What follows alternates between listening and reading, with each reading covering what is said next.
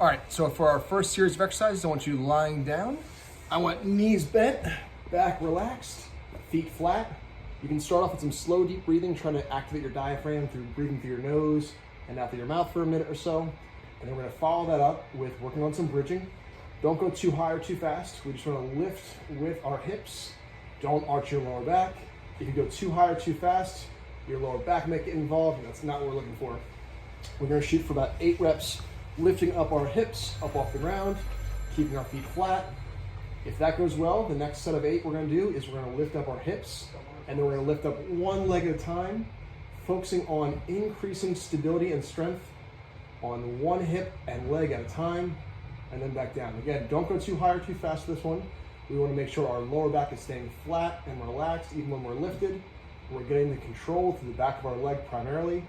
Also ensure that our feet are flat on the ground when they're on the ground. So right now, when I lift and march, I'm really focused on keeping my left foot flat, especially keeping some weight on my big toe. That's really important for glute activation, for stability of our hip and lower back. Next we're gonna do is we're gonna take our ball or pillow, place it between our knees.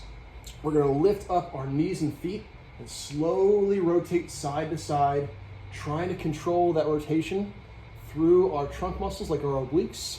We're trying to learn how to control rotation through those systems so that we can put weight to the right side of our body as well as to the left side of our body when we're walking, stair climbing, running.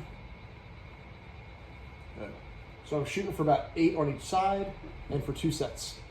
My third exercise I'm going to work on is I'm going to have you lift up your knees and feet again, try to keep your lower back flat, and slowly kick out one leg as far as you can in front of you and as close to the ground as you can without arching your lower back. If you feel pain or snapping or clicking in your hip, just don't go quite as far.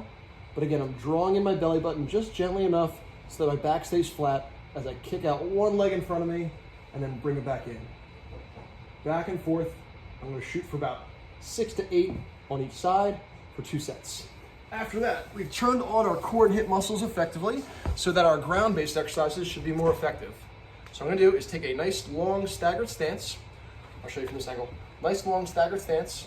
I'm gonna push my hips back, and then I'm gonna rotate my chest as far as I can to one side, and then to the next side. So we're working on increasing our strength and stability of our trunk and hip muscles in these long stances, so that we are better prepared for walking and running. I'll do about 8 rotations and then switch my legs and complete it again. For you, it was most challenging when your right leg was in front of you and when you were turning your chest towards that right side. So really milk that position, hold that position for a second or two, and then rotate the other direction. So I'm not trying to keep an upright torso here. I am trying to stay hinged over, my chest is down, my hips are back to really ensure that I'm getting a lot of activation in my posterior and lateral hip musculature. I'm also trying to make sure that my feet are straight throughout this exercise and that my foot in front is planted firmly on the ground with my big toe integrated. My final exercise we're going to work on is single leg stance, slightly bent over and rotating my leg around my body. So the hip capsule is a ball and socket joint. We worked on moving the socket on top of a fixed ball, head of femur. Now we're going to do the opposite. We're going to work that head of the femur around that socket and make sure we have good stability there. I'm going to shoot for about 6 or 8 repetitions.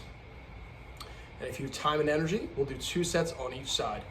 Try to get these done early in the morning.